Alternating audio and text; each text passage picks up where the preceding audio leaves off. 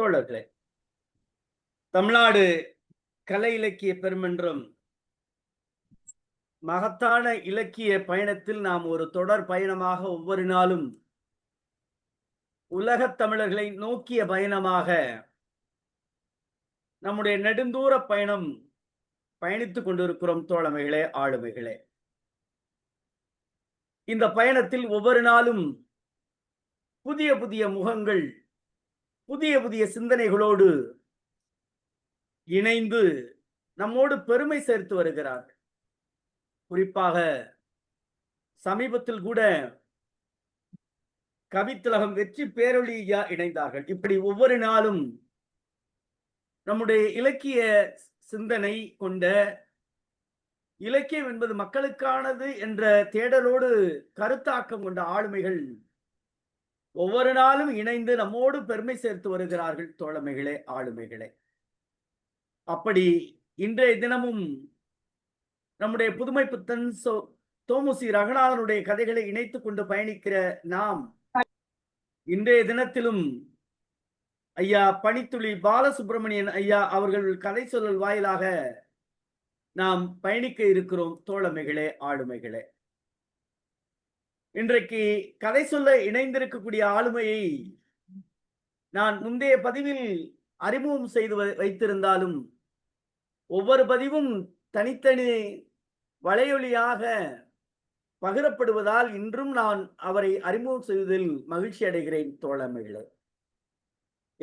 சற்றேறக்குறைய 40 ஆண்டுகளுக்கு மேலாக தமிழ் ஆசிரியராக தன்னை அர்ப்பணித்துக் கொண்ட ஒரு இலக்கிய ஆளுமை ஐயா பாலசுப்ரமணியன் அவர்கள். 16 நூல்களை வெளியிட்டு இருந்தாலும் இப்பொழுதும் தன் இளமை காலத்தில் தன் ஊர் சூழ்ந்த நினைவுகளை வைத்து ஒரு நாவல் பயணமாக இப்பொழுதும் இலக்கியத்தை பயணித்து வெகு விரைவில் பதிப்பு காண இருக்கிற ஆளுமை நம்முடைய பாலசுப்ரமணிய ஐயா அவர்கள். அவருடைய படைப்பாக்கங்களை நம்முடைய தமிழக நூலகங்கள் 2004 அவருடைய கட்டுரை படைப்பான வரலாற்று படை என்கிற படைப்பை ஏற்று பெருமை சேர்த்த பெருமையாளர் ஆவார். புதுச்சேரி கவிவானில் என்கிற அமைப்பு ஐயா அவர்களுக்கு அவருடைய தன்னம்பிக்கை படைப்பான 7 சிறகை விரி பற என்கிற நூலுக்காக தன்னம்பிக்கை சிகரம் விருது பெற்ற ஆளுமை ஆவார். கரந்தை தமிழ்ச்சங்கத்தினுடைய பீலிட் முதுகலை தமிழ் மாணவரான ஐயா அவர்கள் கரந்தை தமிழ்ச்சங்கத்திற்கு பெருமை சேர்க்கிற வகையில், அந்த கல்லூரிக்கு பெருமை சேர்க்கிற வகையில் இலக்கிய கட்டமைப்பை மீறாமல் ஒவ்வொரு நாளும் ஐயா அவர்கள் குறுங்கவிதைகளை புலனம் வாயிலாகவும் மின்னிதழ்கள் வாயிலாகவும் பயணித்து வருகிறார்கள். ஐயா அவர்கள் பனித்துளி என்கிற மின்னிதழையும் நடத்தி வருகிறார். நாம் ஏற்கனவே சொன்னது போல ஐயா அவர்கள் ஒவ்வொரு நாளும் கவிதை எழுதி கொண்டே வருகிறார். கவிதை மட்டுமா எழுதுகிறார்? இன்றை சொல்லுகிற கவிதை தலைப்பு போல ஆசை அவர் கவிதையை மேலும் மேலும் மேலும் மெருகூட்டுகிறது. நேற்றைய தினம் கூட அவருடைய குறுங்கவிதை எனக்கு ரொம்ப பிடித்திருந்தது. அடுத்த இளைய தலைமுறைக்கு சொல்ல வேண்டிய தலைப்பாகவே நாம் பார்க்கிறோம், கவிதையாகவே பார்க்கிறோம். மனம் தளராதே என்கிற தலைப்பில் ஐயா எழுதியிருக்கிறார், கடைசி சாவிதான் பெரும்பாலும் கதவை திறன். எனக்கு பிடித்த அருமையான வரிகள். இன்றைக்கு நான் மாணவரிடம் பொது வகுப்பு எடுக்கின்ற பொழுது சொன்ன செய்தியும் இதுதான். ஐயா சொன்ன அந்த குறுங்கவிதையை, மனம் தளராதே என்கிற தலைப்பில் கொண்ட அந்த குறுங்கவிதையான கடைசி சாவிதான் பெரும்பாலும் கதவை திறக்கும் என்கிற அற்புதமான, அவை போல தினமும் எழுதி வருகிறார். இன்று கூட பாடலும் எழுதியிருக்கிறார். எனக்கு பாட தெரியாது என்பதால் அந்த பதிவை மட்டும் உங்களோடு பகிர்ந்து கொள்ளுகிறேன் தோழமைகளே. அப்படி ஒவ்வொரு நாளும் பெருமை சேர்த்து வருகிற ஆளுமை இன்றைக்கு நம்முடைய தமிழ்நாடு கலை இலக்கிய பெருமன்றத்தினுடைய 58ஆம் நாள் நிகழ்வில் விபரீத ஆசை என்கிற கதையை சொல்ல வருமாறு தோழமையோடு அழைக்கின்றேன். தோழமையை வருக, கதை தருக. நன்றி நன்றி ஐயா. அனைவருக்கும் வணக்கம். அதனுடைய குரல் கேக்குதுல்ல? கேட்குதுங்க ஐயா. நன்றி நன்றி.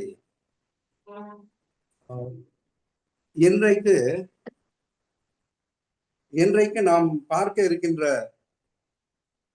சிறுகதை புதுமைப்பித்தன் அவர்களுடைய சிறுகதை விபரீத ஆசை என்ற ஒரு சிறுகதை. சபலம் என்ற சொல்லை நாம் கேள்விப்பட்டிருக்கின்றோம். சபலம், பலம் என்பது ஸ்ட்ரென்த், வலிமை. அதற்கு நேர் எதிர்மறையாக சபலம் என்பது பலவீனம் என்று அந்த சொல்லுக்கு பொருள் கிடைக்கிறது. மனித மனதில் ஏற்படக்கூடிய ஒருவித பலவீனம், அதை சுட்டிக்காட்டுவது போலதான் இந்த சிறுகதை மிக சிறப்பாக அமைந்திருக்கிறது. ஆங்கிலத்தில் சபலத்தை டெம்டேஷன் என்று சொல்வார்கள். ஒரு பொருளின் மீதோ அல்லது ஒரு செயலின் மீதோ ஏற்படக்கூடிய ஒரு விதமான அதீதமான பற்று, அதுதான் சபலம். ஏன் இதனை முன்னுரையாக சொல்கிறேன் என்றால், இந்த சிறுகதையிலும் ஒரு நல்ல மனிதன், அவன் சந்திக்கின்ற குடும்பத்தவர்களும் அவனாலேயே நல்லவர்கள் என்று போற்றப்படக்கூடிய குடும்பத்தவர்கள். ஆனால் இடையில் ஏற்பட்ட ஒரு விதமான மன சலனம், அது சபலமாக மாறி விபரீதமான ஒரு ஆசைக்கு அவனை தள்ளுகிறது. கடைசியில் அவனை பைத்தியக்கார நிலைக்கும் சென்று விடுவோமோ என்று அச்சப்படக்கூடிய அளவிற்கு அவனுடைய அந்த பலவீனம் வெளிப்பட்டு நிற்கிறது இந்த சிறுகதை. அந்த நிலையை புதுமைப்பித்தன் அவர்கள் மிக அற்புதமாக காட்டுகிறார்கள். காரணம், இந்த சபலம் என்பது ஒரு நொடியில் தோன்றக்கூடிய அந்த சபலம் மனிதனுடைய அல்லது குடும்பத்தினுடைய நிலையினையே குலைத்து விடக்கூடிய ஒன்றாக அமைகிறது. நான் இந்த சபலத்தை பற்றி கொஞ்சம் தேடும் போது உத்தரப்பிரதேசத்தில் நடந்த ஒரு நிகழ்வு, திருமணமாகி 1.5 ஆண்டுகளே ஆன நிலையில் அந்த பெண்ணுக்கு அந்த ஊரில் இன்னொரு மனோடு சபலம் ஏற்பட்டது. அதைவிட கொடுமை என்னன்னா, ஒரு வருஷத்திலேயே 10 முறை அவர்கள் ஓடிப்பிட்டாங்க. முன்னேறி வரக்கூடிய இந்த காலகட்டத்தில் இப்படிப்பட்ட ஒரு கேவலமான ஒரு நிலைப்பாடும் இருக்கிறதை நினைத்து வருத்தம் தான் வருது. இங்க இந்த கதையிலையும் நல்ல மனிதர்கள், புதுமைப்பித்தன் காட்டக்கூடிய இந்த சிறுகதையில் உள்ள மனிதர்கள் அத்தனை பேருமே நல்ல மனிதர்கள். ஏதோ ஒரு விதமான திடீரென்று தோன்றக்கூடிய ஆசைதான் இந்த சபலம் என்று அறிஞர்கள் சொல்றாங்க. அந்த திடீரென்று ஏற்பட்ட அந்த சபலத்தின் பிடியில் சிக்கிய ஒருவன் செய்த ஒரு தகாத செயல், அதனை புதுமைப்பித்தன் ஒரு சிறுகதையாக தந்து இதிலிருந்து விழிப்புணர்வோடு இருக்க வேண்டும் என்பதை நமக்கு உணர்த்துவது போல இந்த சிறுகதை அமைகிறது. நாம் அந்த கதைக்குள்ள போவோம். நான் அந்த கதை சிறுகதை என்ற நிலையில இருந்தா கூட அது ஒரு கட்டுரை வடிவமாக அது காணப்படுது. நான் அந்த கதையை வாசிக்கும் போதே இடையில சில இது சொல்றேன். அதிகமா நான் சொல்ல மாட்டேன். காரணம், பின்னோட்டம் சொல்பவர்களுக்கு அது சில சங்கடத்தை தரும் என்பதனால நான் கதையை சொல்றேன். இந்த கதையை புரிந்து கொண்டு பின்னோட்டம் கொடுங்கள். அதில் விடுபட்டு போன செய்தியை வேண்டுமென்றால் நான் இறுதியில் நான் சொல்கிறேன். இப்போ கதைக்குள்ள போறோம். விபரீத ஆசை. தாந்தோட்டித்தனமாக இசையில் படியாமல் குழம்பும் பேண்டு, BAND பேண்டு, மோளம், வாத்தியங்கள், ரோஜாப்பூ, பன்னீர், ஊதுபத்தி, எருமுட்டை கலந்த வாசனை, தூரத்து படையெல்லாம் மெட்ராஸ் பிண வாசனை நாற்றம் கலந்த காட்சியை என் புலனறிவில் இடித்து சிந்தனையும் தாக்கியது. ஏதோ ஒரு பிண ஊர்வலத்தை ஒருத்தன் இறந்து போயிட்டான், அந்த காட்சியை இவர் காண்றார். தொடக்கமே தான் தோன்றித்தனமாக தோன்றிய அந்த இசை. ஏன்னா பணத்துக்கு அடிக்கக்கூடிய மேளம் ஒரு ரைமோட இருக்கணும், ஒரு ஒழுங்கோட இருக்கணும்னா நம்ம எதிர்பார்க்க முடியாது. இது கண்ணாபின்னான்னு தான் வரும். அதனால எடுத்த உடனே தான் தோன்றித்தனமாக இசை மட்டும் அல்ல, பின்னாடி அதனுடைய விளக்கம் விரிவா வரும்.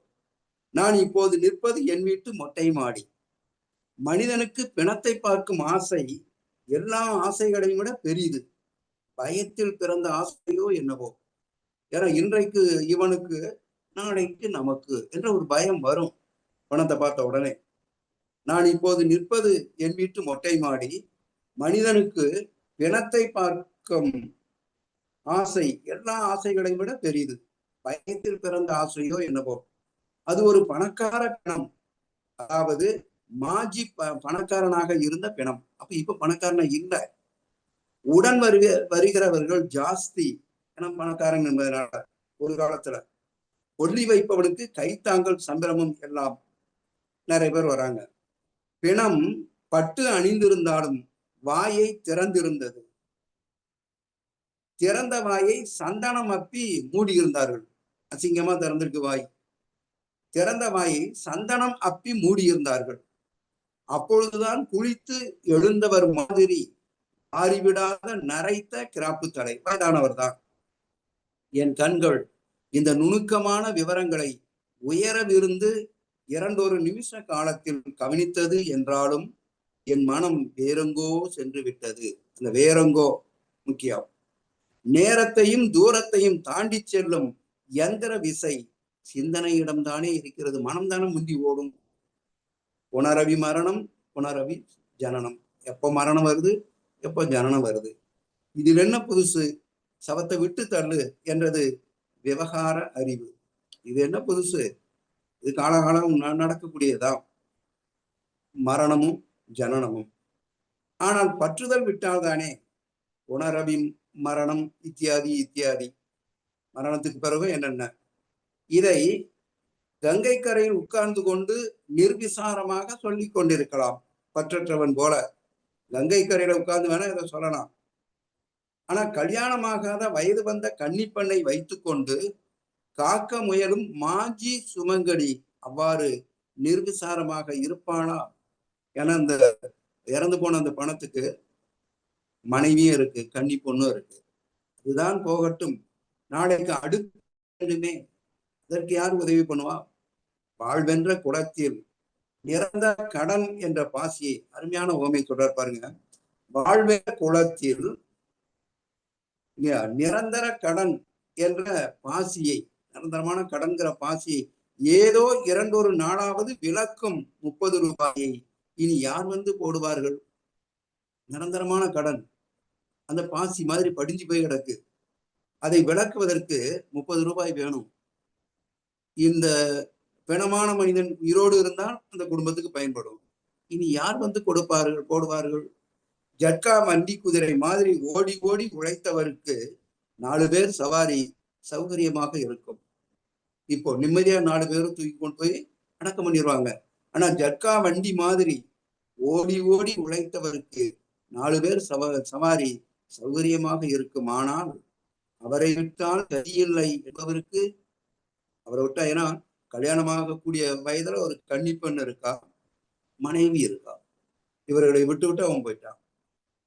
இப்போ இவனுக்கு இந்த நிலை போயிட்டுது. அடுத்த நிலைக்கு வரான்.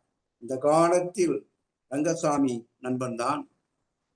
இப்ப பழைய பிளாஷ்பேக் மாதிரி வருது, பின்னோட்டம். இந்த காலத்தில் ரங்கசாமி நண்பன் தான், ரொம்ப நல்லவன். அதுதான் அங்க ரொம்ப நல்லவன், சாது. அவன் ஒன்றும் ரவுடி இல்லை, பரம சாது. அத்தோடு அவன் மனைவியும் ரொம்ப நல்லவள். இவனுடைய பார்வையில ஆரம்பத்தில் அப்படித்தான் தோணுது. அத்தோடு அவன் மனைவியும் ரொம்ப நல்லவள், சாது, அவளும் சாது. அது மட்டுமா, விவரம் தெரியாத அழகி. இந்த வார்த்தை தான் ரொம்ப முக்கியம். விவரம் தெரிந்த அழகியா இருந்தா அவளுடைய போக்கே வேற மாதிரி இருக்கும். இவ அழகிதான், ஆனா விவரம் தெரியாத அழகி. இந்த அழகினுடைய விவரம்லாம் அவளுக்கு தெரியல. தெரிஞ்சிருந்தா கவர்ச்சி கன்னியா ஊர்வலம் வந்திருப்பா. அப்போ அவளுடைய கேரக்டர், அவருடைய கதாபாத்திரம் ரொம்ப அழகியா இருந்தாலும் கூட ரொம்ப ரொம்ப நல்லவள், விவரம் தெரியாத அழகி. நான் அப்பொழுது அவர்கள் வீட்டுக்கு போவேன் அடிக்கடி. என் குழந்தையின் வியாஜமாக நான் அங்கு செல்லுவேன். குழந்தைக்கு அந்த குடும்பத்து மேல ரொம்ப ஈடுபாடு அதிகம். என் குழந்தைக்கு அவர்கள் பேரில் ரொம்ப பிரியம். அவர்களுக்கும் அப்படித்தான். நான் என் நண்பனை பார்க்க போவேன். என் எண்ணம் அத்துடன் நின்று விடவில்லை. இப்பதான் உச்சகட்டத்துக்கு வருது. என் எண்ணம் அத்துடன் நின்று விடவில்லை. அது அவர்கள் 2 பேருக்கும் தெரியாது. மனசுக்குள்ள இருக்கிறது யாருக்கு தெரியும்? என் மனமும் விழுந்துவிட ஆரம்பித்தது. பாலின் லவ்வா, என் மனமும் விழுந்துவிட ஆரம்பித்தது. இப்பொழுது எனக்கு அவள் பேர் கூட ஞாபகம் இல்லை. இப்போ அவள் பேர் கூட நான் அவ்வளவு காலம் ஆகிட்டு, கிட்டத்தட்ட ஒரு 12 ஆண்டு காலம் ஆகிட்டு. பின்னாடி அது வரும். ரங்கசாமி வாழ வேண்டிய இடம் சர்க்கார் ஆஸ்பத்திரி. என ஒரே நோயாளியா இருந்துட்டா பாவம், உடம்பு முழுக்க நோய். ரங்கசாமி வாழ வேண்டிய இடம் சர்க்கார் ஆஸ்பத்திரி. என்னமோ தவறி போய் மேடை தெரு 9ஆம் நம்பர் வீட்டில் குடித்தனம் நடத்தினான். அது ஏன் 9ஆம் நம்பர் வீடு? அங்கதான் புதுமைப்பித்தன் நிற்கிறார். ஏன்னா அவர்களுக்கு குழந்தை இல்லை இல்லையா? என்னமோ தவறி போய் மேடை தெரு 9ஆம் நம்பர் வீட்டில் குடித்தனம் நடத்தினான். அவனும் நானும் ஒரே ஆபீஸில் தான் வேலை பார்த்து வந்தோம். அவனுக்கு 30 ரூபாய் சம்பளம், எனக்கு 50 ரூபாய் சம்பளம். எனக்கு கால் தடுக்கினால் எங்க அப்பா வைத்து விட்டு போன வயல் வரப்பின் மேலாவது விழலாம். எனக்கு ஒரு ஓரளவு வசதி. கால் தடுக்குனா எங்க அப்பா வைத்து விட்டு போன வயல் வரப்பின் மேலாவது விழலாம். ஏன்னா வயல் இருக்கு, ஓரளவு படைச்சுப்பான். அவன் கடன்காரன் காலடியில் விழ வேண்டும். யாரு? ரங்கநாதன், ரங்கசாமி. எத்தனையோ தடவை கடன்காரன் காலடியில் விழுந்திருக்கிறான். கடன்காரனுக்கு பின்னால் டாக்டர் எப்பொழுது ஒண்ணு கடன்காரன், அப்படி இல்லைன்னா அதுக்கு பின்னாடி வைத்தியம் பார்த்த டாக்டர். நான் அப்பொழுது என் குடும்பத்தை வீட்டுக்கு, ஊருக்கு அனுப்பி விட்டிருந்தேன். என் கை சமையல் கசந்தால் ரங்கசாமி வீட்டு சாப்பாடு அந்த அளவுக்கு ரொம்ப நெருக்கமா தான் பழகியிருக்கான். அல்லது அசட்டு பிடித்த ஐயன் கிளப்பு உண்ணாவிரதம். இந்த சமயத்தில் நான் ரொம்ப நெருங்கி ரங்கசாமி வீட்டில் பழக நேர்ந்தது. டாக்டர் ஏதோ லத்தீன் பெயர் உள்ள காய்ச்சல் என்று சொன்னார், வெளிநாட்டு நோய் மாதிரி. அவனது நோய் மறுநாள் என்று எல்லையில்லாமல் நீண்டு கொண்டே போயிட்டு, ஒவ்வொரு நாளும் நோய் பெருகிட்டே இருக்கு. கிடப்பில் விழுந்து விட்டான். மனைவி பிரசவத்திற்காக தாடி வளர்க்கும் ஹோட்டல் ஐயன் மாதிரி முகம் வர வர குளிந்து ரேதக்களை காட்ட ஆரம்பித்து விட்டது இவனுடைய நிலை. மனைவி பிரசவத்திற்காக தாடி வளர்க்கும் ஹோட்டல் ஐயன் மாதிரி, இவருக்கு அந்த ஹோட்டல் ஐயன் யாரோ தெரிஞ்சிருக்கு போல, அதை ஓமையா சொல்றாரு பாருங்க. ஹோட்டல் ஐயன் மாதிரி முகம் வர வர குளிந்து ரேதக்களை காட்ட ஆரம்பித்து விட்டது. 3 மாதம் அவளும் ஓயாது ஒடியாது உழைத்தாள். 3 மாசம் ஆயிடுச்சு நோய் வந்து. உத்தியோகமோ தனிப்பட்ட ஸ்தாபனத்தில், தனியார் நிறுவனம். எத்தனை நாளைக்குத்தான் ரங்கசாமிக்காக காத்து கொண்டிருப்பான் எஜமான்? இந்தியா முதலாளி எத்தனை நாள் காத்துக்கிட்டு இருப்பான்? வேலையும் போய்விட்டது. சுமை முழுவதும் என் மேல் விழுந்தது, இவன் மேல விழுந்துச்சு. அவள் முதலில் எனது உதவியை சங்கோஜத்துடன் ஏற்றாள், ரொம்ப சங்கடப்பட்டுதான் ஏற்றாள். பிறகு அண்ணா அண்ணா என்று கூப்பிட்டு மனதை திருப்தி செய்து கொண்டாள். அண்ணா அண்ணான்னு சொன்னேன். டாக்டர் வருவார், மருந்து எழுதி கொடுப்பார், உணவு எழுதி கொடுப்பார். என்னென்ன உணவு சாப்பிடணும்? உயிரை உடலுடன் ஒட்ட வைக்க அவரும் என்னென்ன வித்தையாமோ செய்துதான் பார்த்தார். ரங்கசாமியை தூக்குவது, கிடத்துவது, அவனுக்கு வேண்டிய சிசுறுசைகளை எல்லாம் செய்வது, பணிவிடை செய்வது எல்லாம் நானும் அவளும் தான். அந்த தனியான வீட்டில் நானும் அவளும் தான். ஏன்னா ரங்கசாமிக்கு குழந்தை இல்லை. அந்த தனியான வீட்டில் நானும் அவளும் தான். இதே நினைப்பு தான் எப்பொழுதும் என் மனசு. இவன் மனம் சவடப்பட்டு போச்சு. இதே நினைத்தான் எப்பொழுதும் என் மனசு. உதவி செய்யும் பொழுது எங்கள் உடலும் தொட்டுக்கொள்ளும். எனக்கு சுரீர் என்று விஷம் ஏறும். விஷம்னே சொல்றாரு. எனக்கு சுரீர் என்று விஷம் ஏறும், அவளுக்கு எப்படியோ, ஏன்னா இவரால் கண்டுபிடிக்க முடியல. ராத்திரியில் வெந்நீர் ஏதாவது போட வேண்டும் என்றால் நான் அடுக்கலைக்கு செல்வேன், சமயக்கட்டுக்கு போவார்.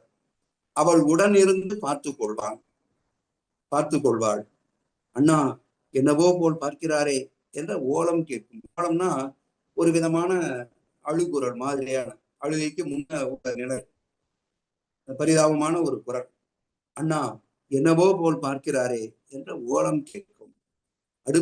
அடுப்பில் போட்டது போட்டபடி நானும் அங்கு ஓடுவேன். அவள் கணப்பு சட்டியில் தவிட்டை வறுப்பாள், புத்தகம் கொடுத்ததுக்காக வேண்டி. நான் தொடங்கிடுவேன். நான் அவளையே பார்த்து கொண்டு பின்புறம் கை நீட்டும் பொழுது சில சமயம் என் கை கைவளையை அல்லது ஸ்தன்யங்களில் பட்டுவிடும். அந்த ஒரு நிமிஷம் எனக்கு நரக வேதனை தான். அவளுடைய இளமையில் மனம் வைத்து நிற்குமே ஒழிய அவளது சங்கடமோ அவளது ஊசல் பாவம், கணவன் நோய்வாய்ப்பட்டு கிடக்க, அவள் மனம் ஊசலாடும். இவன் மனசுதான் ஊஞ்சலாடும். அவளது ஊசலோ எனக்கு படாது.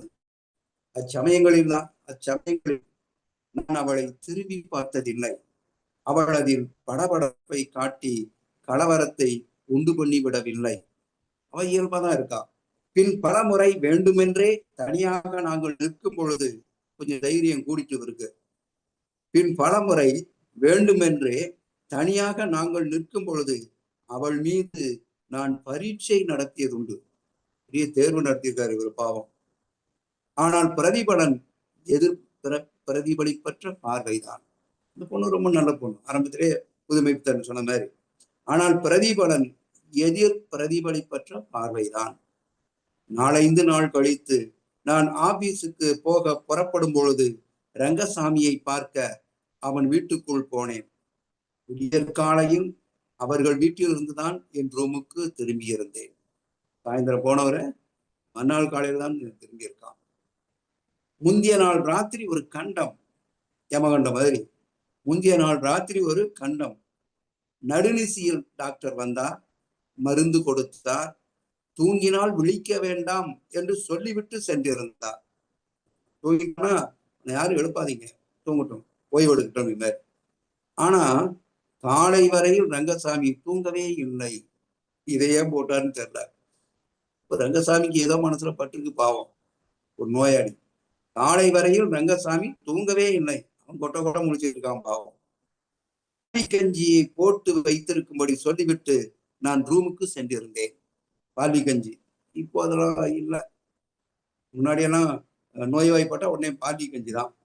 பால்வி கஞ்சியை போட்டு வைத்திருக்கும்படி சொல்லிவிட்டு நான் ரூமுக்கு சென்றிருந்தேன். திரும்பி வந்து பார்க்கும் பொழுது அவள் ரங்கசாமி பக்கத்தில் அலங்கோலமான உடையில் நின்று கொண்டிருந்தாள். தலையில் ஈரம் சொட்டுகிறது. அப்பதான் குளிச்சுட்டு வாரா காலையில. இடையில் ஒரு துண்டுதான். மஞ்சளிட்ட மாங்கல்யம் துல்லியமாக பிரகாசித்து தொங்கிக் கொண்டிருந்தது. அதையும் சொல்ல தவறல, அதையும் இவன் பார்க்க தவறல. மஞ்சளிட்ட மாங்கல்யம் துல்லியமாக பிரகாசித்து தொங்கிக் கொண்டிருந்தது. துண்டு அவளது ஈரமாயாத அங்க லட்சணங்களை எடுத்து காண்பித்தது. ஈரத்துண்டு. என்னை கண்டவுடன் அவள் தன் உடை அலங்கோலத்தை நினைக்கவில்லை. அவளுக்கு அந்த மாதிரியான எண்ணமே இல்லை.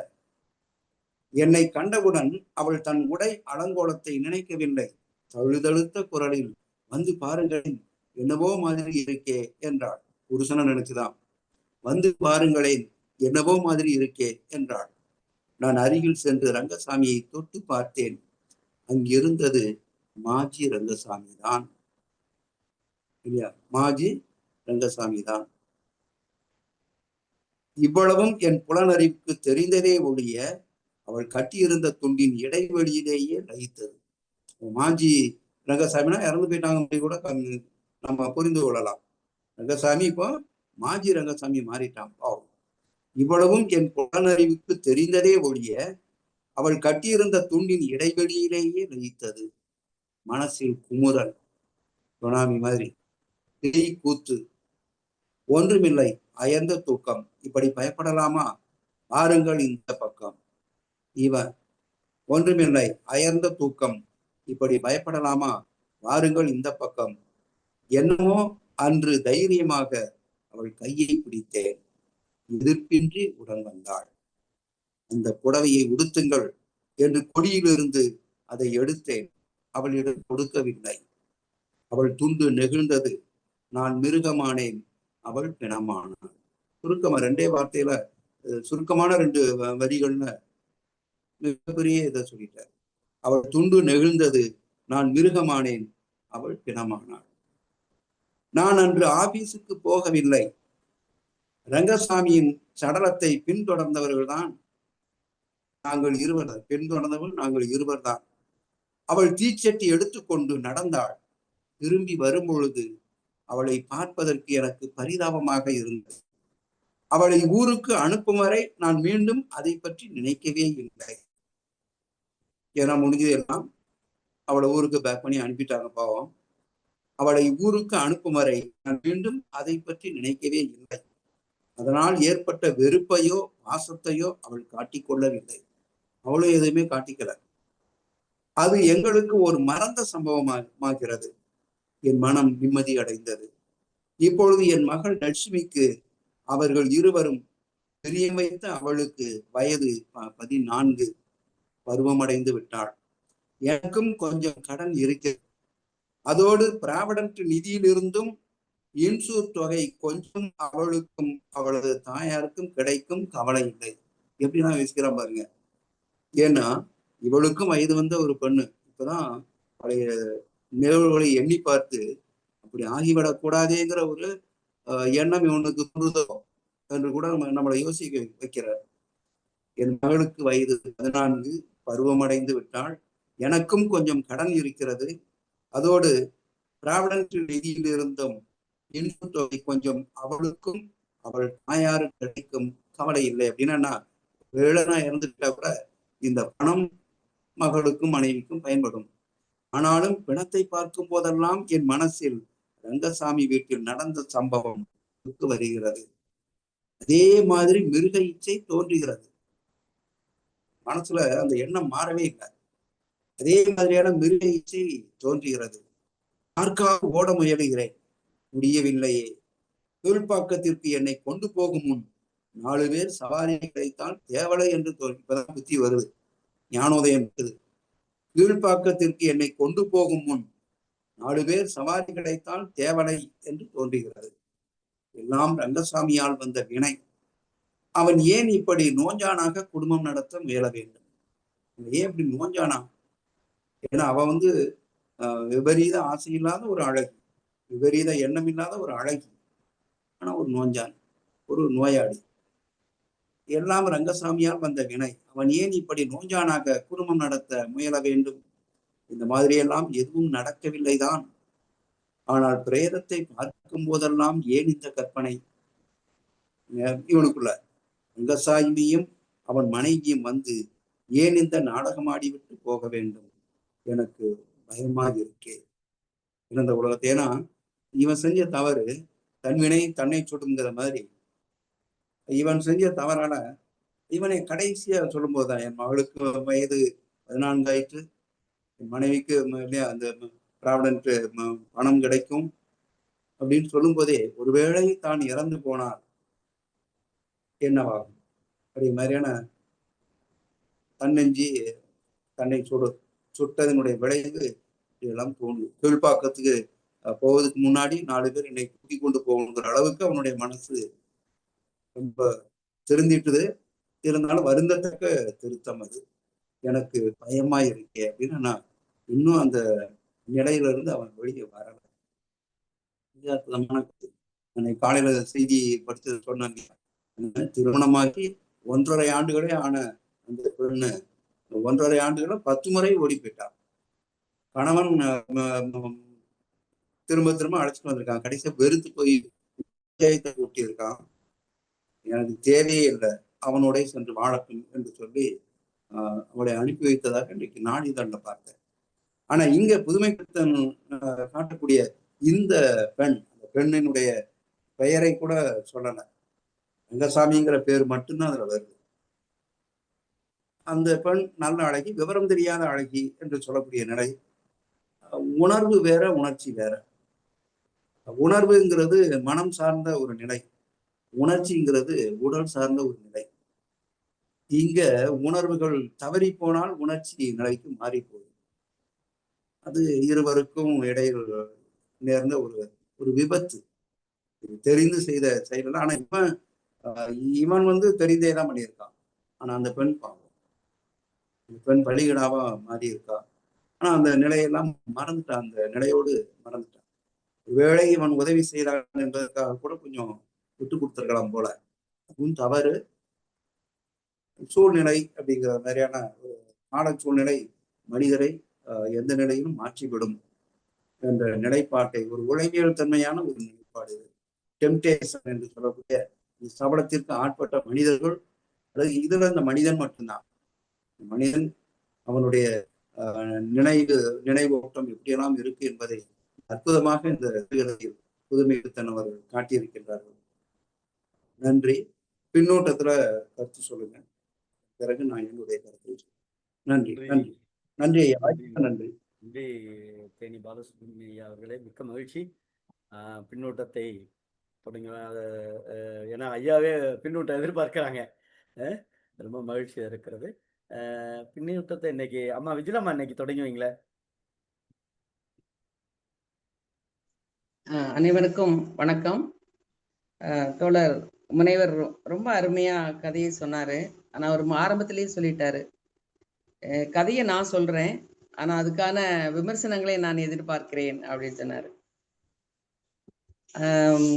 இன்னும் கொஞ்சம் நேரமே வாசிச்சிருந்தா இன்னும் கொஞ்சம் கூட நான் இந்த கதையை பத்தி ரொம்ப தீவிரமா சிந்திச்சிருக்கலாம். இப்போ 7:45 தான் நான் ஊர்ல இருந்தே வந்தேன். நான் இருந்தாலும் வேக வேகமா வாசிட்டேன் நான் கதையை. எனக்கு இதுல இந்த 2 கேரக்டர், அதாவது அந்த பெண் அவளுக்கு பெயரிடப்படவில்லை.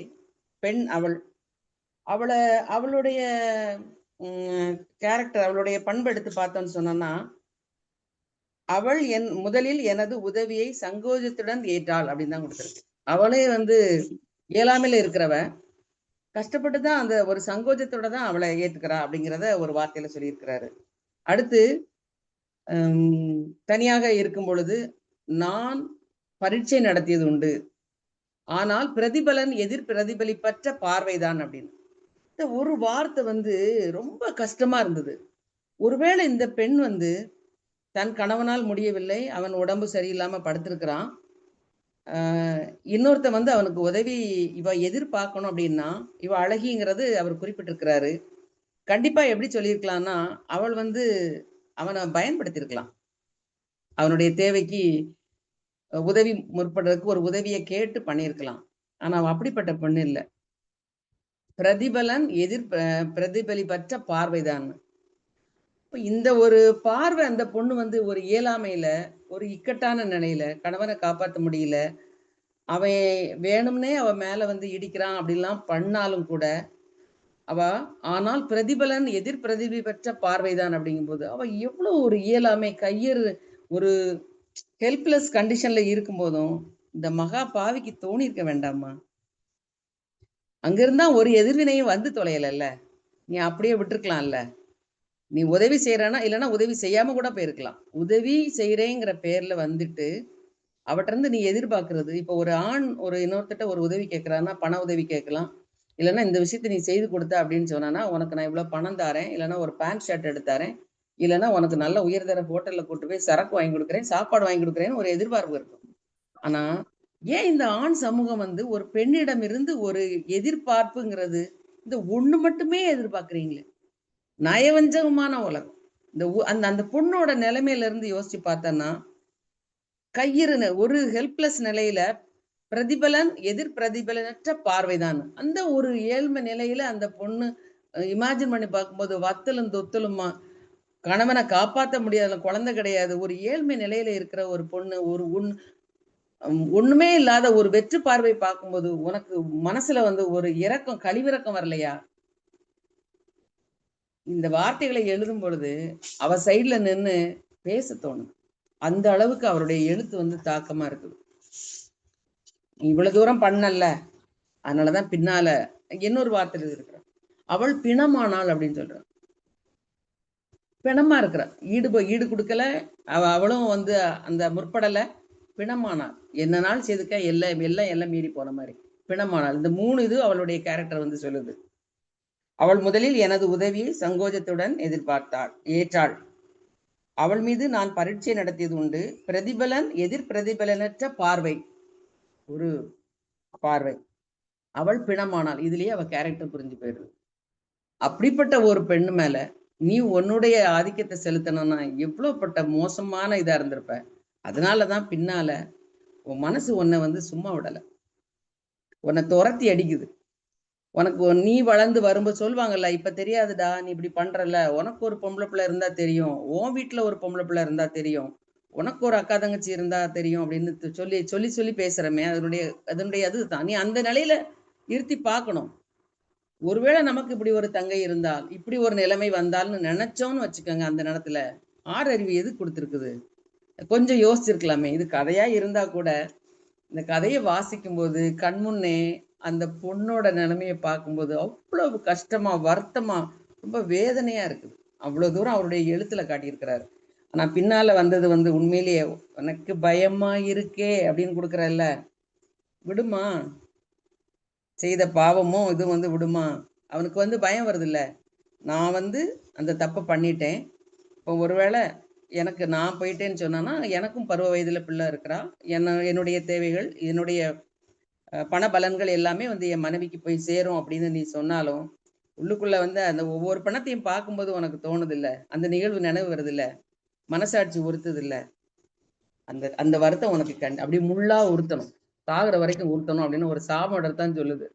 ரொம்ப அருமையான கதை, ரொம்ப அழகா வாசிச்சு சொன்னாங்க. அதுல ஒரே ஒரு வார்த்தை வந்து சொல்லும்போது அதுக்கு வந்து அட்டு பிடித்த ஐயன் கிளப் உண்ணா விரதம் அப்படின்னு கொடுத்திருந்தாரு. அதை வந்து அட்டுன்னு சொன்னா அழுக்கு, அசட்டுன்னு முனைவர் சொன்ன மாதிரி எனக்கு ஞாபகம் இருந்தது. அட்டுன்னு ஒரு வார்த்தை சொல்லுவாங்க, அட்டு என்றால் அழுக்கு, அழுக்கு பிடித்த ஐயன் கிளப் உண்ணாவிரதம் அப்படின்னு தான் வரும். ஒரு அசட்டுங்கிற ஒரு வார்த்தை எனக்கு சொன்ன மாதிரி இருந்தது. அது தென் மாவட்டங்கள்ல வந்து அட்டு அட்டு ஐயோ அட்டு அப்படிங்கிற ஒரு வார்த்தை உண்டு, அழுக்கு அப்படிங்கிற மாதிரி ஒரு வார்த்தை உண்டு. ரொம்ப அருமையான கதை. அவனுக்கு மனசாட்சி உறுத்தக்கூடிய நிலைமையும் பணத்தை பார்க்கும் போதும் ஒரு பைத்திய நிலைக்கு போனதும் வந்து அவனுக்கு தேவைதான் அப்படிங்கிற மாதிரி தோணுச்சுது.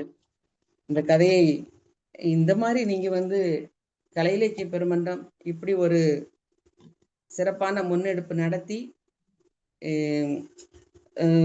கதை சொல்வதற்கு ஒரு வாய்ப்பும், அதன் மூலம் நிறைய விமர்சனம் பண்றோம்ல, அதை உள்ளார்ந்து வாசிக்கிறோம்ல, தனிமையா ஒரு ரூம்ல இருந்து வாசிச்சுட்டு அப்படி கடந்து போறதுங்கிறது வேற.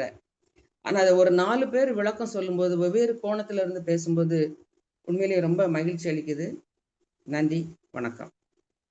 நன்றி தோழமையே, மிக்க மகிழ்ச்சி. பேராசிரியர் முனைவர் பா. கிருஷ்ணன் ஐயா.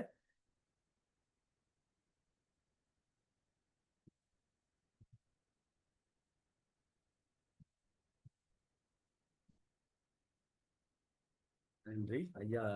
வர்ற வரையும் நம்முடைய மகாராஜன் ஐயா, முனைவரே பேராசிரியர் மகாராஜன் ஐயா. வணக்கம் ஐயா.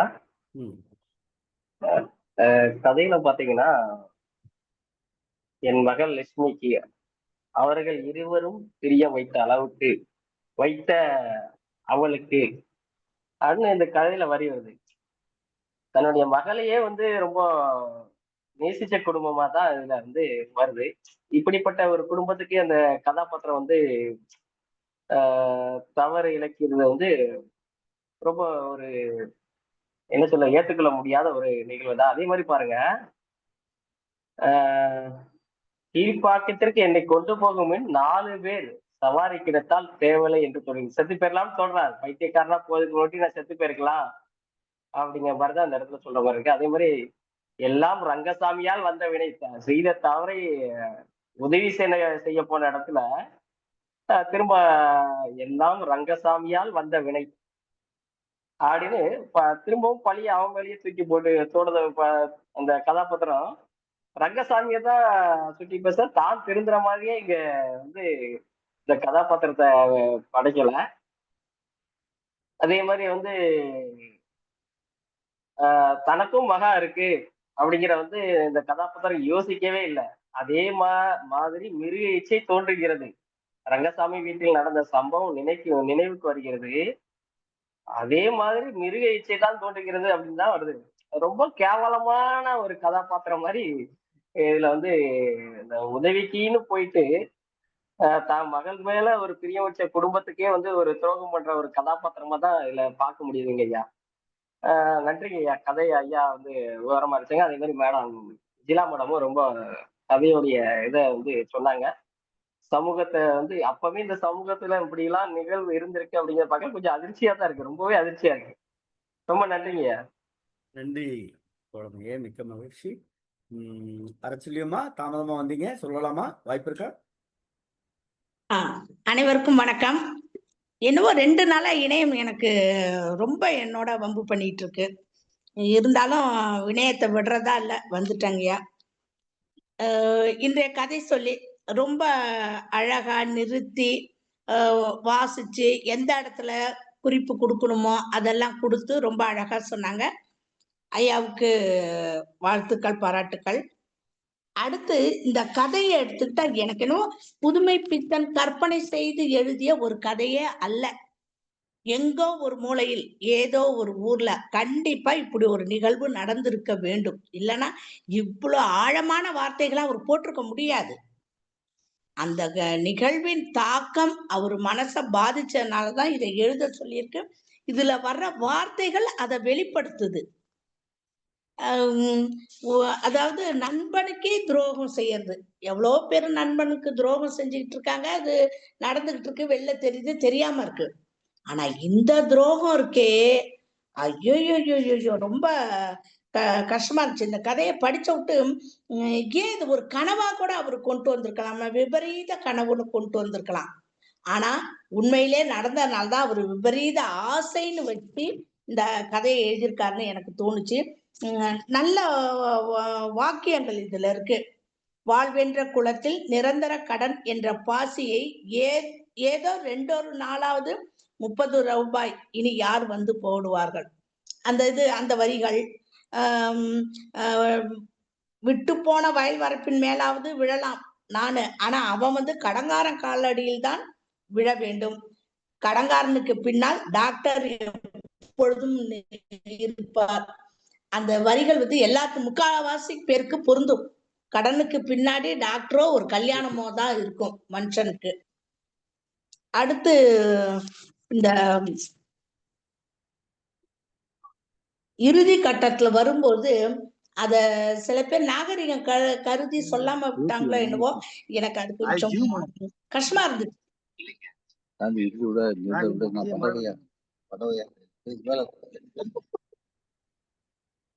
கஷ்டமா இருந்துச்சு. அந்த கணவன் இறந்துட்டான், இறந்து கிடக்குறான், நல்லா தெரியுதா, அவன் சொல்லிட்டான். அதுக்கப்புறம் ஒரு மிருக செயல் நடக்குதுன்னா அத மனித ஜென்மம்னு எப்படி சொல்ல முடியும்? மனித ஜென்மம்னு எப்படி சொல்ல? அந்த இடத்துல அவளுக்கு ஒரு எதிர்ப்பை தெரிவிக்க முடிஞ்சாலும் எதிர்க்க இயலாத ஒரு நிலையாத்தான் இருந்திருக்கணும். கஷ்டமா இருக்கு. அடுத்து இந்த கடைசியில சொல்றாரு, எல்லாம் ரங்கசாமியால் வந்த வினை, அவன் ஏன் இப்படி நோஞ்சானாக குடும்பம் நடத்த வேண்டாம். எவன் ஒருத்தன் செஞ்ச தப்புக்கு மத்தவங்க மேல ஆணாக இருந்தாலும் பெண்ணாக இருந்தாலும் பழிய போடுறாங்களோ அவங்க கடைசி வரைக்கும் திருந்தவே மாட்டாங்க. செய்த தவறை மனசார ஒத்துக்கொண்டால் கண்டிப்பா அடுத்த தடவை இந்த மாதிரி தவறு நடக்காது. இவன் தவறையும் செஞ்சுட்டு அதெல்லாம் ராமசாமியால வந்து, இல்லைன்னா நான் நல்லவனாட்டா இருப்பேன், உத்தமனா வாழ்ந்திருப்பேன். தவறு செஞ்சா கடவுள் விட்டாலும் அந்த மனசாட்சி விடாது. கடவுளும் மனசாட்சியும் தோர்த்தி அடிக்கும். செத்து போனா தேவலன்னு நினைக்கிறான். ஆனாலும் அந்த ஒரு நிகழ்வு வந்து அவனும் மறந்துட்டான் அவளும் மறந்துட்டான்னு கதையில எழுதினாலும் நம்ம எல்லார் மனசுலயும் கொஞ்ச காலத்துக்கு இந்த நிகழ்வு வந்து இருக்கும். என்னடா இப்படி ஒரு கதையில இந்த மாதிரி ஒரு நிகழ்வை மைய கருத்தா வச்சு எழுதியிருக்காரு, யார் எங்க என்ன நடந்துச்சோ இப்படியும் இருக்காங்களா அப்படின்ட்டு. நல்ல கதை. அதாவது இவரோட கதைகள் எல்லாம் படிச்சீங்கன்னா அந்த பேரு கூட நேர்மறையா இருக்கும். ஒருத்தன் வந்து ரொம்ப மோசமான ஆளா இருந்தா அவனுக்கு தான் உத்தமனா இருக்கக்கூடிய ஒரு பேர் வைப்பாரு. அந்த மாதிரி பேரு கூட அவரு பார்த்து பார்த்து தான் வைக்கிறார் பாத்திரத்துக்கு. அது மாதிரி கதைகளும் கற்பனையாக அவர் எழுதிய கதைகள் முக்காவாசி கற்பனைன்னு என்னால ஏத்துக்க முடியாது. உண்மை சம்பவங்கள் சமூகத்துக்குள்ள இருக்கக்கூடிய அவலத்தை எடுத்து காட்டுறாரு. நேரடியா சொல்ல முடியலனாலும் கதைகள் வாயிலாக மக்கள் தெரிஞ்சுக்கணும், ஒரு விழிப்புணர்வோட இருக்கணும், பாதுகாப்போட இருக்கணும். மக்களுக்கு இந்த கட்சிகளாகட்டும் யாரா இருந்தாலும் மக்களுக்கு நல்லது செய்யறவங்கிறவங்க எல்லாம் இதை படிச்சு இதை மக்கள்கிட்ட கொண்டு போகணும்.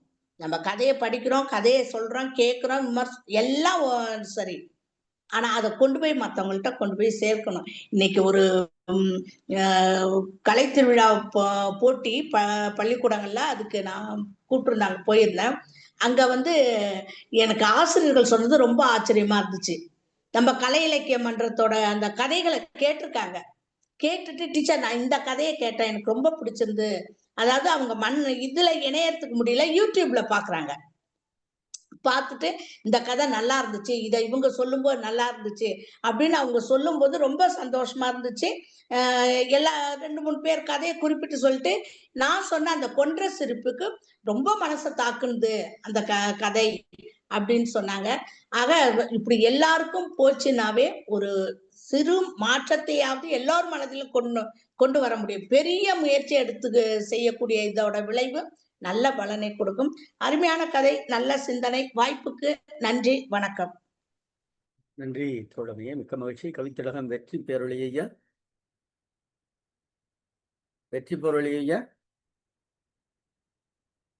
பின்னூட்டம் சொல்லக்கூடிய ஆளுமைகள் எல்லோருமே ஒரு குறிப்பிட்ட டயத்திற்குள் நிறைவு செய்தால் அடுத்தடுத்தவர்களுக்கு வாய்ப்பும் கிடைக்கும். நன்றி. அனைவருக்கும் வணக்கம். தமிழ்நாடு கலை இலக்கிய பெருமன்றம் எடுத்துக் கொண்டிருக்கின்ற காணொலி வழியாக நிகழ்த்தி கொண்டிருக்கிற இந்த சிறுகதை ஆடல் என்றுதான் சொல்ல வேண்டும். நிகழ்வில் 58வது நிகழ்வாக தோழர் பணித்துறை பாலசுப்ரமணியன் அவர்கள் புதுமை பித்தனின் அந்த விபரீத ஆசை என்கின்ற கதையை மிக செம்மையாக எடுத்து சொல்லியிருக்கின்றார். அந்த கதையின் மீது ஏகப்பட்ட விமர்சனங்களை இங்கே தோழர்கள் வைத்திருக்கின்றார்கள். மிகவும் மகிழ்ச்சியாக இருக்கிறது. இந்த கதையை பற்றி சொல்லும் போது முதலில் நம்முடைய புதுமை பித்தனின் அந்த எழுத்து நடையை பற்றி சில சொல்ல விரும்புகின்றேன். இந்த கதையில் அவர் தொடங்கும் போதே மனிதனுக்கு பிணத்தை பார்க்கும் ஆசை எல்லா ஆசையை விட பெரிது என்று சொல்லிவிட்டு அதற்கு ஒரு காரணத்தை சொல்லுகின்றார். பயத்தில் படிந்த ஆசையோ என்னவோ என்று அதற்கு ஒரு காரணத்தையும் கூடவே சொல்லுவார். அது மாதிரி அவருடைய எழுத்தில் ஒரு எல்லல் தன்மை என்பது இயல்பாகவே வந்து கொண்டிருக்கும். அவர் ரங்கசாமியை பற்றி சொல்லும் போது ரங்கசாமி பாட வேண்டிய இடம் சர்க்கார் ஆஸ்பத்திரி. ரங்கசாமி பாட வேண்டிய இடம் சர்க்கார் ஆஸ்பத்திரி. என்னவோ தவறி போய் மேடை தெரு 9ஆம் நம்பர் வீட்டில் குடித்தனம் என்று அவர் சொல்லுவார். அது மாதிரி இன்னொரு இடத்துல பார்க்கும்போது ரங்கசாமி நிறைய கடன்கள் வாங்கி கடன்காரன் காலிலேயே விழுவார் என்று சொல்லும் போது அந்த இடத்துல ஒரு காட்சி நம் கண்ணுக்குள்ளே ஒரு காட்சியை கொண்டு வந்து படக்காட்சி மாதிரி காட்டுவார். எழுத்திலேயே படம் எடுத்து காட்டுவார். கடன்காரனுக்கு பின்னால் டாக்டர் எப்போதும் நிற்பார் என்று சொல்லும் போது அங்கே கடன்காரன் அந்த நவர்ந்த உடனே பின்னாடியே டாக்டர் நிற்கிறார் என்ற அந்த ரங்கசாமியின் அந்த நோய் முக்த நிலையை அவர் தொடர்ந்து படம் பெற்று கொண்டு வருவார். ஒவ்வொரு இடமும் அவர் சொல்லிக்கிட்டு போறது ரொம்ப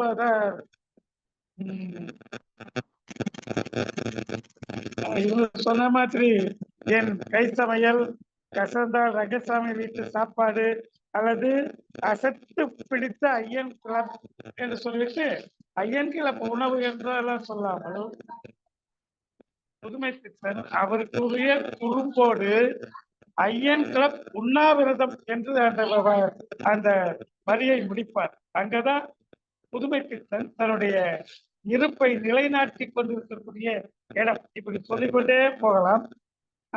அவர் ரங்கசாமியின் மனைவியை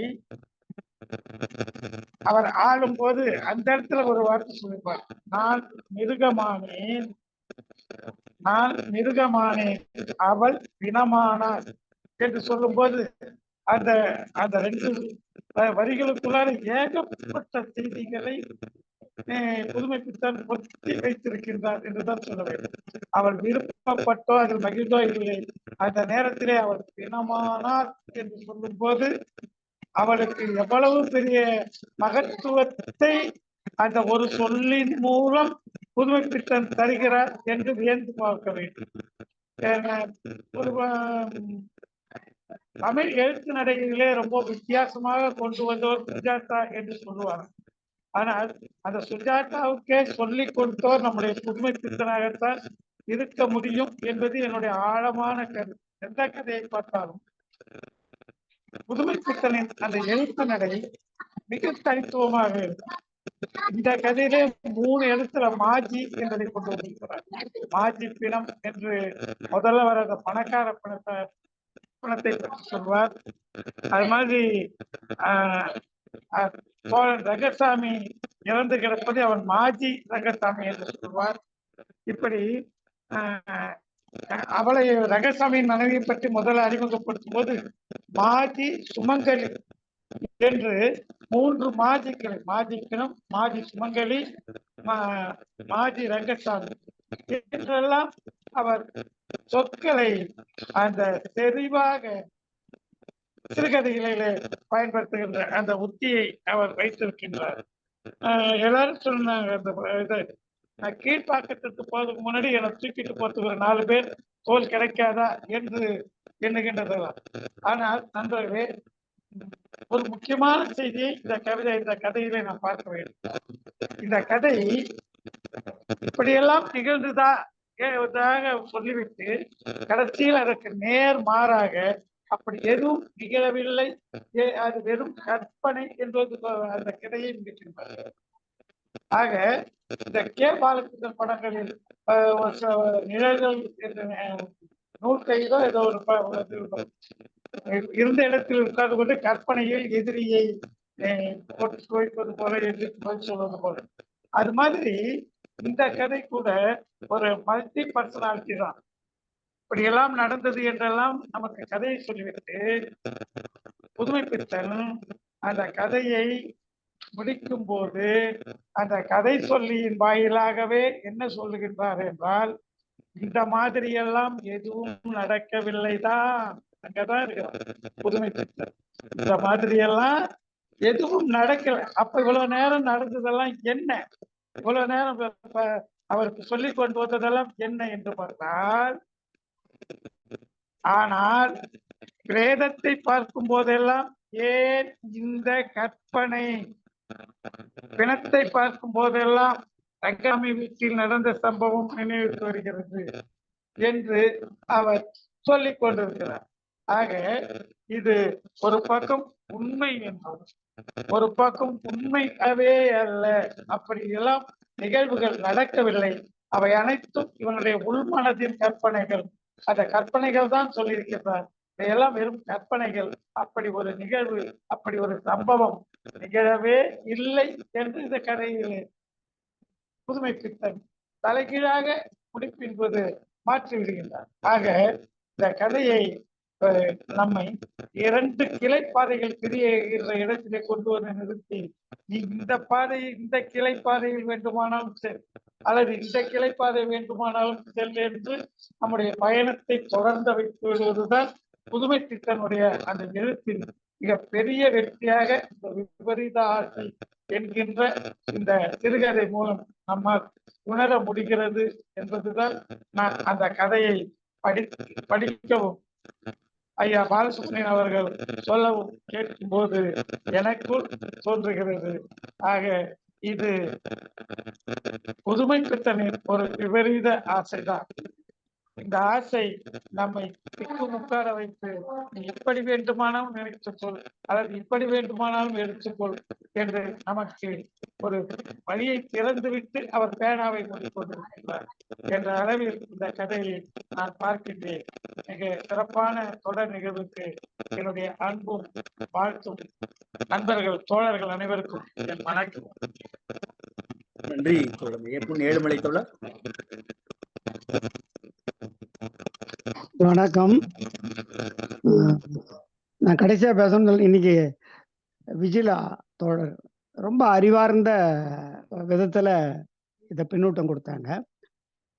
தோழர் அறச்செல்வி உணர்ச்சி மயமா ஒரு விட்டாங்க. 2 பெண்களும் இந்த கதையை பற்றி இவ்வளவு கூர்மையாக ஆய்வு செய்தது உள்ளபடியா எனக்கு மகிழ்ச்சி அளிக்கிறது. அடுத்ததா நான் என்ன சொல்ல வரேன்னா, அவரு உரையாளருக்கான கேள்வி இது. அவர் சொல்லும் பொழுது உணர்ச்சி என்பது உடல் சார்ந்தது, உணர்வு என்பது மூளை சார்ந்தது அப்படின்ற மாதிரி சொன்னார. அது அவர் சொன்னாரா இல்ல புதுமைப்பித்தன் எழுதியிருக்கிறாரான்னு எனக்கு விளங்கல. ஆனால் இதுல ஒரு கருத்து என்னுடைய கருத்தை சொல்லலாம்னு நினைக்கிறேன். உணர்ச்சி எல்லாமே மூளை சார்ந்ததுதான், உடல் சார்ந்ததெல்லாம் இல்லை. உடல் ஒரு சென்சார், அப்படிதான். இப்போ ஒரு நோயாளின்னு எடுத்துக்கங்களேன். அவருக்கு இந்த உடல்ல ஏற்படக்கூடிய தீ இல்ல வெப்பம் அல்லது குளிர் ரெண்டுமே அவருக்கு தெரியாது. ஏன்னு கேட்டா அந்த நரம்புகள் அங்க போயிடுது. அதனால 5 தான் சொல்றாங்க, 5 அறிவுன்னு சொல்றது இல்லை, 5 அந்த புலன்கள் சென்சார். அதுல இருந்து நரம்பு மூளைக்கு போய் மூளை தான் எல்லாத்தையுமே உணருது. அதனாலதான் அதுக்கு புலன்கள் அப்படின்னு சொல்லியிருக்கு. அறிவுன்றது தான் 6வது அறிவு அப்படின்றாங்க. என்னன்னா, இப்ப பொதுவா பார்த்துக்கும் போது ஒரு ஆண் ஒரு பெண்ணை பார்க்கும்போது வரக்கூடியது உணர்ச்சி, எல்லாருக்குமே அதுதான் வரும். அதே மாதிரிதான் பெண் ஆணை பார்க்கும்போது நான் பால் மாற்றணும் இல்லை. அதுல உணர்வுன்றது எங்க வருதுன்னு சொன்னா, நம்முடைய பண்பாடு என்ற அளவுகோல் வழி இது தவறு இது சரி அப்படின்னு பகுத்து பார்க்கிறோம். அவ்வளவுதான். அனைத்துமே மூளை சார்ந்தது தான். அந்த உடல் சார்ந்தது அப்படின்றது அதனுடைய ஒரு பகுதி, சென்சார். அப்புறம் கடத்துதல், கம்யூனிகேஷன், கனெக்டிவிட்டி. 3வது ரியலைசேஷன். அப்படிதான் அது நடக்குது. இதை தான் சொல்லணும்னு விரும்புகிறேன்.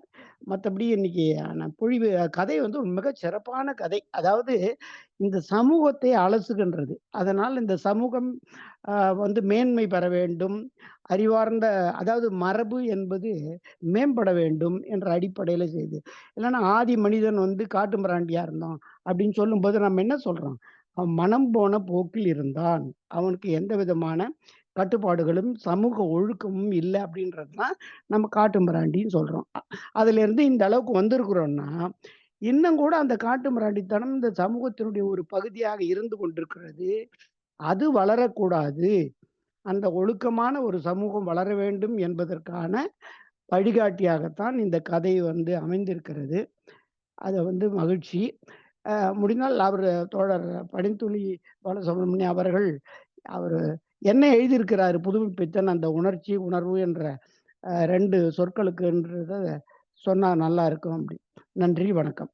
நன்றி தோழமையே. ஐயா புகழேந்தி ஐயா.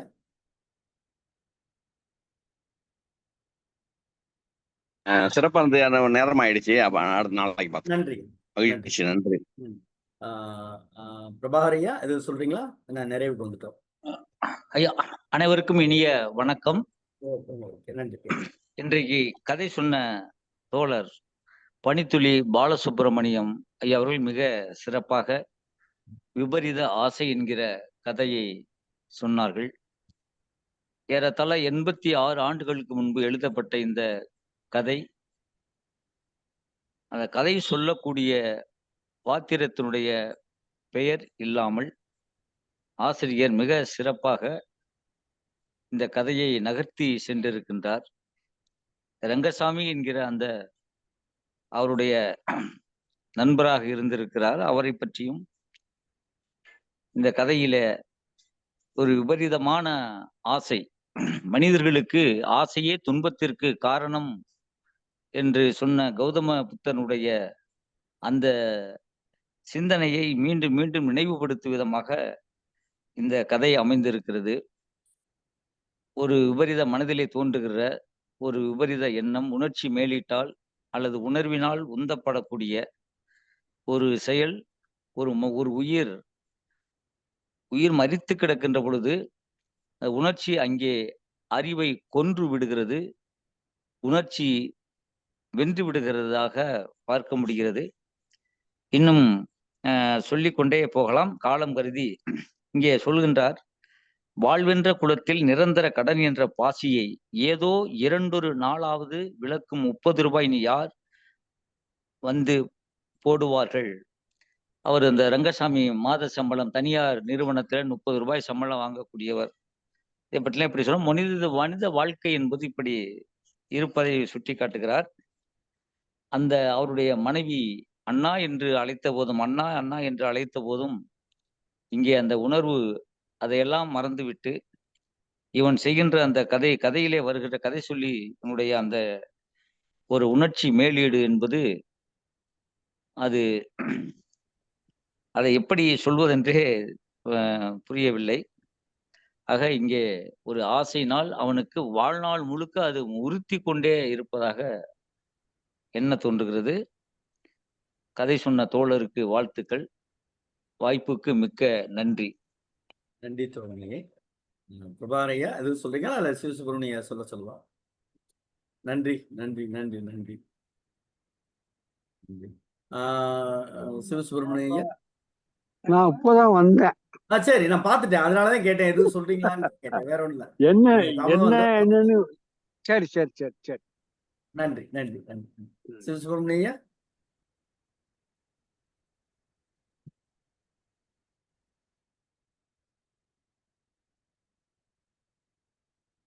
நீங்க சொல்றது கேட்கல.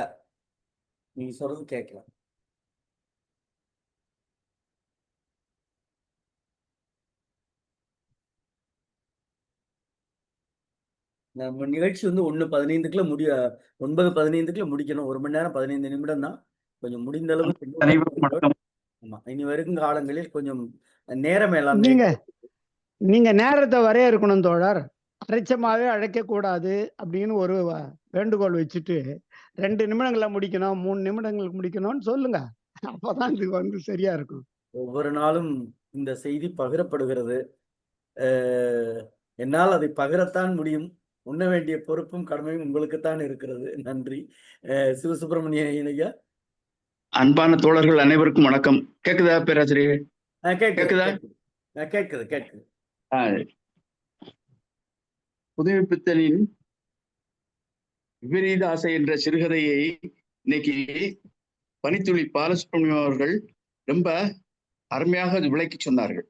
அதாவது அவருடைய குரல் வளத்தால் அந்த பாத்திரங்களில் நடிப்பு மாதிரி அந்த உணர்ச்சியை வெளிக்காட்டினார். அவருக்கு பாராட்டுகளும் வாழ்த்துக்களும். ஒன்னத்தையும் சொல்ல விரும்புகிறேன். இதுல அவ அண்ணான்னு சொல்றா.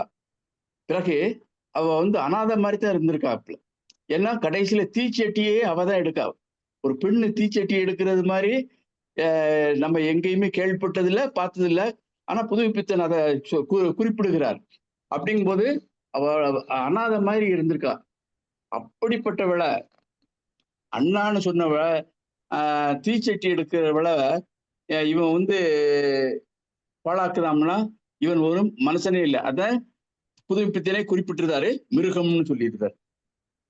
அவள் முதல்ல கணவன் இறந்துடுறான், 2வது அவளும் பிணமானாள்னே போட்டார். பிணமானாள், 2 பேரும் இறந்தது மாதிரி தான். பிறகு இதுல மிருக ஆசைன்னு கூட இந்த கதைக்கு தலைப்பு வச்சிருக்கலாம், அல்லது மிருக இச்சைன்னு கூட தலைப்பு வச்சிருக்கலாம். பிறகு இந்த புனரபி மரணம், புனரபி ஜனனம் அப்படிங்கிறது என்னன்னா, அதாவது சம்சார சுழற்சி அப்படின்னு பொதுவா அதுக்கு சொல்லுவாங்க. இதுல அவன் தவறு செஞ்சுட்டான், அவனுக்கு அந்த குற்றமுள்ள மனசு குறுகுறுக்குது, அது அப்படிங்கம்பாங்கல்ல. மனச்சாட்சியே ஒரு பெரிய தண்டனையாக அவனுக்கு ஆயுசு முழுவதும் கொடுத்து கொண்டு இருக்கிறது. அதைத்தான் சொல்லலாம். இது ரொம்ப மன வருத்தத்தை உண்டாக்கக்கூடிய கதை. ஆண் ஒருவனால் மன வருத்தத்தை உண்டாக்கக்கூடிய கதை என்றே பதிவு செய்கிறேன். வாய்ப்புக்கு நன்றி, வணக்கம். நன்றி தோழமையே. பனித்துளி பாலசுப்ரமணியன் ஐயா, நிறைவா எதுவும் கருத்து சொல்றீங்களா? ஐயா, ஒரே ஒரு செய்தி மட்டும் சொல்றேன். உடல்ல தோன்றக்கூடிய எல்லாமே மூளையினுடைய அடிப்படையில தான் தோன்றுது. இருந்தாலும் கூட உணர்வு, உணர்ச்சி என்பதற்கு உண்டான வேறுபாடு புதுமைப்பித்தன் அவர்கள் கதையில சொல்லல. அது நான் படித்த ஒரு நூல்ல இருந்த செய்தியை நான் சொன்னேன். உணர்வுங்கிறது உள்ளார்ந்த மனத்தில் தோன்றக்கூடிய உணர்வுகள். உணர்ச்சிங்கிறது தொடு உணர்ச்சின்னு சொல்றோம் இல்லையா? தொட்டு உடல் சார்ந்த நிகழ்வு, அது உணர்ச்சி. உணர்ச்சி வசப்படுறான் அப்படின்னா அது தொடுதல் சார்ந்த உணர்வு தான். அது அந்த அதுவும் உணர்வு சார்ந்தது தான். ஆனா உணர்வுங்கிறது முதல்ல மனசுல தோன்றி உணர்ச்சியா மாறும்போது தொடுதல்ல போய் முடியுது. அது வெறும் காம உணர்வு மட்டும் இல்ல, கோப உணர்வு கூட உணர்ச்சியா வரும்போது அடிதடியில் போய் முடியுது.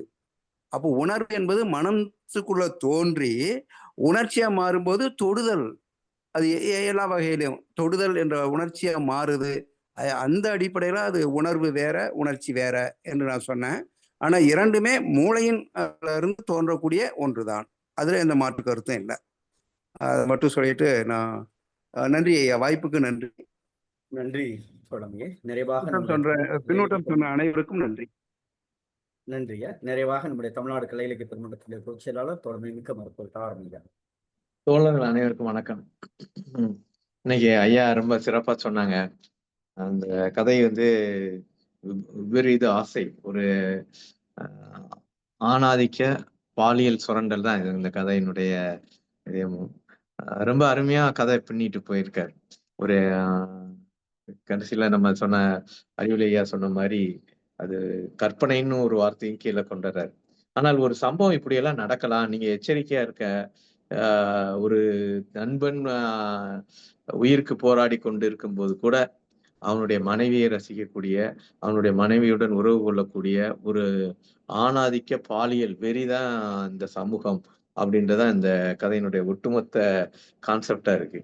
இது நிறைய அந்த இதுல நம்ம சொன்ன மாதிரி மெட்ராஸ் பிண வாசனை, அந்த பேண்ட் வாசியம் இசையோட ஒத்து போகாம இருக்குது. ஒருத்தன் இறந்து போயிட்டானா இறக்குறதுக்கு முன்னாடிதான் பணக்காரன், இறந்ததுக்கு அப்புறம் பிணம்தான் சொல்லி போறது.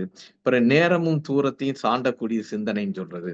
அந்த எந்திர விசை, நேரத்தையும் தூரத்தையும் தாண்டக்கூடிய எந்திர விசை சிந்தனைக்கு மட்டும்தான் உள்ளது. அது உண்மைதான். அப்படி இந்த நிறைய விஷயங்கள் இந்த அவருடைய கதைகள்ல உள்ள இந்த புனரபி மரணம், புனரபி ஜனனம், இது பகவத்கீதையில வரக்கூடிய அந்த இது. பிறகு அந்த கடன் எப்படி இருக்கு, அவங்களுடைய வாழ்க்கை, எளிமையான வாழ்க்கை எப்படி இருக்கு, பாசிகள் குலத்தை விட்டு பிரியாது போல கடனும் அவர்கள் ஏழை மக்களை விட்டு பிரிவதில்லை. அதுல கடன்காரர்களுக்கு அடுத்து பொதுவா மருத்துவ செலவு தான் 40% பேரை வறுமை கோட்டு கீழே ஆண்டுதோறும் தள்ளுதுன்னு ஆய்வுகள்லாம் சொல்லுது. ஏன்னா அவ்வளவு கவர்மெண்ட் மருத்துவ செலவை கொடுத்துடணும். எல்லாம் ஹெல்த் இஸ் பேசிக் ரைட்டுன்னு வரணும். இங்கிலாந்து, கனடா போன்ற நாடுகள் எல்லாம் வரி அதிகம் வாங்குறாங்க, ஆனால் அவங்க மருத்துவத்துக்காண்டி செலவழிக்க வேண்டியதில்லை. ஆனா இந்தியா போன்ற நாடுகள் அப்படி கிடையாது. அரசு மருத்துவமனைகளும் இருக்கும், நீங்க தனியார் மருத்துவமனையில நீங்க எவ்வளவு நாளும் அவங்க ரேட் பிக்ஸ் பண்ணிக்கலாம். அது இந்த சந்தை பொருளாதாரம் மாதிரி அதுவும் ரேட் கடுமையான ரேட்டா இருக்கும். அதனாலே நிறைய பேர் இது.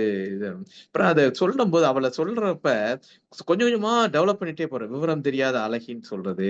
அதுக்கப்புறம் அந்த அண்ணான்னு கூப்பிடுறாங்க, அந்த ஐயாவும் சொன்னாங்க. அதை கூப்பிட்டு மனதை திருப்தி செய்து கொண்டாள்னு சொல்றாரு. ஒரு இந்த மாதிரி ஆபத்து தனக்கு வந்துருமோ அப்படின்னு ஒரு டிஃபென்ஸ் ஆயுதமா தான் அதை பயன்படுத்தியிருக்கா. ஆனாலும் இவன் கேட்கறது இல்லை. அப்புறம் அந்த தொற்று உணர்ச்சியில ஸ்தன்னியம்னு சொல்லுவார். ஸ்தன்னியம் அப்படின்றது பாலூட்டக்கூடிய பெண்ணினுடைய மார்பு அது அப்படின்னு தான் பல அர்த்தங்கள் சொல்றாங்க. அப்ப அதை தொடக்கும் போது கூட ஒரு இதுல இந்த மாதிரி இருக்கப்ப, இளமையில் என் மனம் லயித்து நிற்குமே ஒழிய அவளது சங்கடமோ ஊசலோ எனக்கு தெரிவதில்லை. அப்போ ஒரு ஆணாதிக்க பாலியல் சுரண்டல் போது அவங்க என்ன கஷ்டப்பட்டு இருந்தாலும், அவளுடைய மனம் என்ன கஷ்டப்பட்டு இருந்தாலும் அதை பத்தியெல்லாம் அது கவலைப்படுறது இல்ல. அதுக்கு தேவை அதனுடைய பாலியல் தேவைதான், பாலியல் வேட்கை தான். அது அந்த இதான் கொஞ்சம் கொஞ்சமா அந்த கேரக்டர் டெவலப் பண்ணிட்டே போறாரு. அவள் அந்த நேரமெல்லாம் ஒரு மார்பகத்தை இவன் தொட்டுட்டால கூட அவள் படபடப்பை காட்டி கலவரம் உண்டு பண்ணவில்லை. அவ என்ன செய்வா? இவன்ட்ட இருந்து உதவி தேவைப்படுது. இவன் தான் சம்பளம் பணம் கொடு உயிருக்கு அந்த உடல் உயிர் ஒட்டி இருப்பதற்கு, அந்த கணவனின் உயிர் ஒட்டி இருப்பதற்கு இவன் தான் செலவு செய்ய வேண்டியிருக்கு. அப்ப இதெல்லாம் அவளுக்கு ஒரு பொருட்டே இல்ல. சர்ரா போடா அப்படின்றதுதான் அவளுடைய நிலையா இருந்திருக்கும். அப்ப இந்த இது சொல்லுவாரு. அதுக்கடுத்து இவன் வந்து இறந்து போயிட்டான். ஏன்னா வந்து பாருங்கன்னு சொல்றான். என் புலனறிவுக்கு தெரிந்ததே ஒழிய, என் புலனறிவுக்கு அவன் செத்து போயிட்டான்னு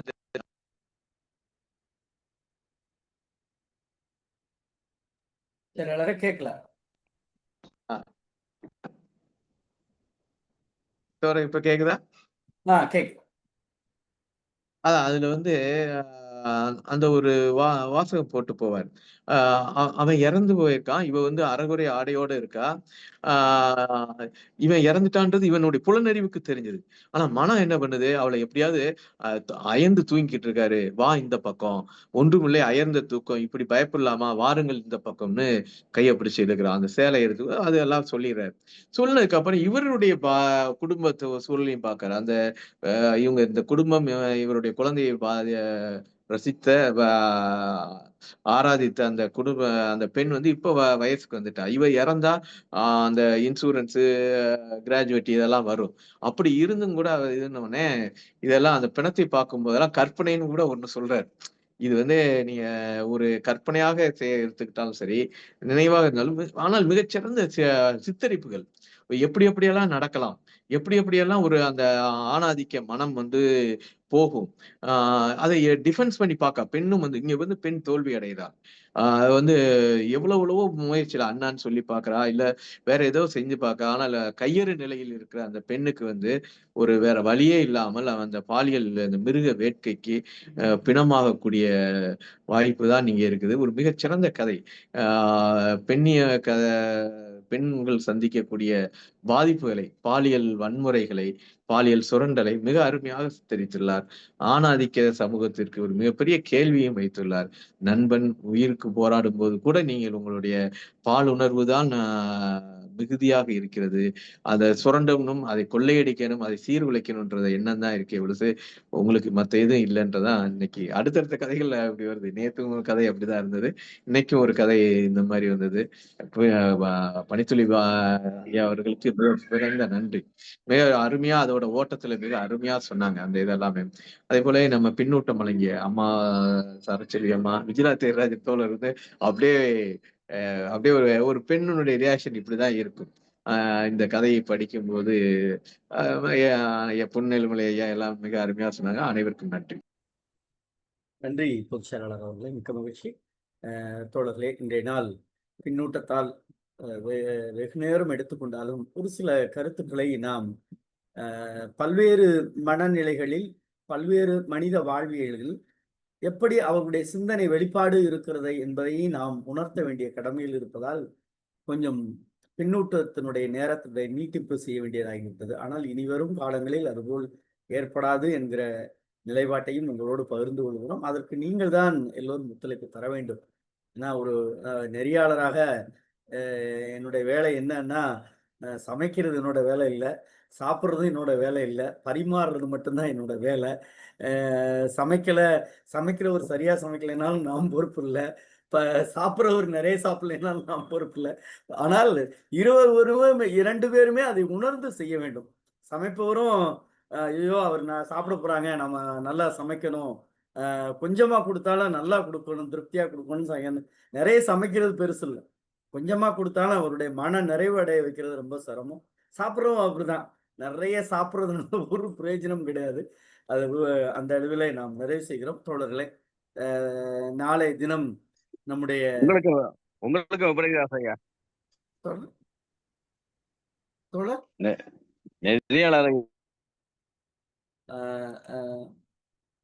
தோழர்களே, நாளைய தினம் நம்முடைய கதையை ஏன்னா நிறைய பேர் சொல்லுவது போல யார் நாளைக்கு கதை சொல்றா அப்படிங்கிறத நாளைக்கு நம்முடைய ஐயாறு புகழேந்தி ஐயா அவர்கள் கதையை சொல்ல இருக்கிறார்கள். தோமுசி ரகுநாதனுடைய கதையை, மாயை என்கிற கதையை நம்மோடு கதை சொல்லுவதற்காக பயணிக்க இருக்கிறார்கள்.